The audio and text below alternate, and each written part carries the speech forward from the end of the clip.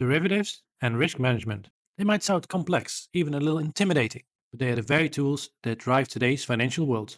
Welcome to Derivatives and Risk Education. Here, we don't shy away from complexity, we embrace it. We'll equip you with the knowledge to navigate the world of derivatives with confidence. In our first course, Derivatives Foundations, we'll lay the groundwork, exploring the core concepts with clarity and real world examples. In this video, which is lesson 1 of the course, we'll learn the basics of derivatives, starting with something as simple as your morning coffee. So, coffee. Most of us start our day with it, maybe from a place like Starbucks. But have you ever stopped to think about the journey those coffee beans take before they end up in your cup? What are the risks involved in that journey? Imagine Starbucks. They need to secure massive amounts of coffee beans months in advance to keep those lattes flowing. But the price of coffee beans, it's like a roller coaster. That's a huge risk for Starbucks. Price goes up unexpectedly, profits take a hit. Price volatility makes planning a nightmare. Now, think about the coffee farmer. Maybe in Colombia or Brazil, they want to sell their harvest at a fair price, but they also face the uncertainty of future prices. This is where derivatives come in, specifically forward contracts. Think of a forward contract as a private agreement directly between Starbucks and a coffee farmer. Let's say Starbucks agrees to buy a certain amount of coffee beans from a Colombian farmer at $2 per pound for delivery in 6 months. Crucially, that price, $2, is locked in today. It doesn't matter if the market price of coffee beans goes up to $3 or down to $1 in 6 months. Starbucks pays $2 and the farmer receives $2. What's the benefit? For Starbucks, price certainty. They know their coffee bean costs in advance, making budgeting and pricing their own products much more predictable. They've hedged against the risk of rising coffee prices. For the farmer, price security. They know they have a buyer and a guaranteed price for their harvest, reducing the risk of price crashes. They've hedged against the risk of falling coffee prices. That, in essence, is a forward contract, a customized agreement to buy or sell an asset at a future date at a predetermined price. It's not traded on a public exchange, it's a private deal tailored to the specific needs of the two parties. And it's a fundamental tool for transferring risk in the economy. So, we've seen how forward contracts help manage risk in the coffee market. But what exactly is a derivative? In simple terms, a derivative is a financial contract whose value is derived from the value of an underlying asset. That underlying asset can be almost anything. Coffee beans, like we just saw, but it can also be oil, gold, stocks, currencies, interest rates, even the weather. Derivatives are used for many things, but at their core, they are powerful tools for managing risk and gaining exposure to different markets. In these markets, where are derivatives actually traded? Derivatives are primarily traded in two types of markets: over the counter, OTC, and exchanges. OTC markets are private, decentralized networks where trading happens directly between two parties, often large financial institutions. Think of it as negotiating a deal directly with another party, like Starbucks and the coffee farmer in our example. These contracts are customized to the specific needs of those parties. Forwards are a prime example of OTC derivatives.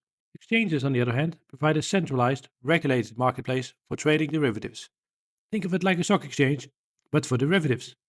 Here, contracts are standardized, meaning they have preset terms and conditions. This makes them easier to trade and more liquid, meaning they can be bought and sold quickly. Futures and options contracts are typically exchange traded. Futures contracts, like forwards, are agreements to buy or sell an asset at a specific future date and price. But the key difference: futures are traded on exchanges, while forwards are OTC. This standardization and exchange trading brings several advantages. Firstly, standardization. Futures contracts have preset terms: quantity and quality of the underlying asset, the delivery dates, even the tick size, the minimum price increment. This standardization makes them easily tradable on exchanges. You don't need to negotiate every detail each time you want to trade. Second, liquidity. Because futures are standardized and traded on exchanges, there are typically many buyers and sellers at any given time. This higher liquidity means you can enter and exit positions quickly and easily with minimal impact on the price. Thirdly, a clearinghouse. Exchanges act as a central counterparty through a clearinghouse. This means you don't need to worry about the creditworthiness of the other party in the trade. clearinghouse guarantees the trade, reducing counterparty risk significantly. In the OTC world of forwards, counterparty risk is a real concern. If the other party defaults, you could be in trouble. With futures, the exchange and clearinghouse step in to mitigate that risk. Those advantages, standardization, liquidity, and a clearinghouse, make futures contracts incredibly efficient tools for price discovery, hedging, and speculation in a wide range of markets. From agricultural commodities to stock indices, futures are a cornerstone of modern finance. So, while forwards are useful for customized private risk transfer, futures contracts traded on exchanges offer standardization, liquidity, and reduced counterparty risk, making them powerful and widely accessible derivatives. Next, we'll explore another crucial type of derivative, options contracts.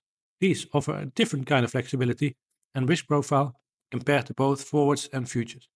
Because, unlike forwards and futures, options give the buyer the right, but not the obligation, to buy or sell an asset at a specific price on or before a certain date. This right, but not obligation, is the key to understanding options and their unique uses. There are two basic types of options, call options and put options. A call option gives the buyer the right to buy the underlying asset at a specific price, called the strike price, on or before the expiration date. You buy a call option if you expect the price of the underlying asset to go up. Put option gives the buyer the right to sell the underlying asset at the strike price on or before the expiration date. Buy a put option if you expect the price of the underlying asset to go down. Now, I should point out that for our first lesson, we're mainly talking about what are called American style options. Just know there's another common type, European style, which is slightly different, and we'll definitely explore those in future lessons. Now let's illustrate options with an example. Imagine you think the stock price of tech giant Inc. is going to rise in the next month. Currently, it's trading at $100. You could buy a call option with a strike price of 105 expiring in 1 month. Let's say this option costs you $2. What happens if tech giant stock does rise above 105? Say it goes to $115. Your call option now becomes valuable. You have the right to buy the stock at 105 even though it's trading at 115 in the market. You could exercise your option, buy the stock at 105, and immediately sell it in the market for 115, making a profit of $8 per share. 115 minus 105 and minus $2 option cost. But what if tech giant stock doesn't rise, or even falls? Say it drops to $90. Here's the beauty of options. You're not obligated to buy the stock. You can simply let your call option expire worthless. Your maximum loss is limited to the $2 you paid for the option. You don't lose any more money, even though the stock price went down. This limited risk is a key feature of buying options. Your potential profit is unlimited, but your potential loss is capped at the option premium you paid. This contrasts sharply with futures and forwards, where potential losses can be theoretically unlimited.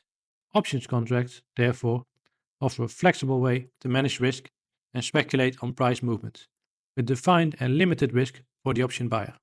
From coffee beans to complex contracts, we've taken our first steps in derivatives foundations. Forwards, futures, options, you now understand their basic power, but we've only glimpsed the surface. This was just the foundation. If you're eager to continue this journey, then please subscribe to Derivatives and Risk Education now. You'll be notified of Lesson 2 of the Derivatives Foundations course, where we'll see how the derivatives we learned about today can be used for hedging, speculation, and arbitrage.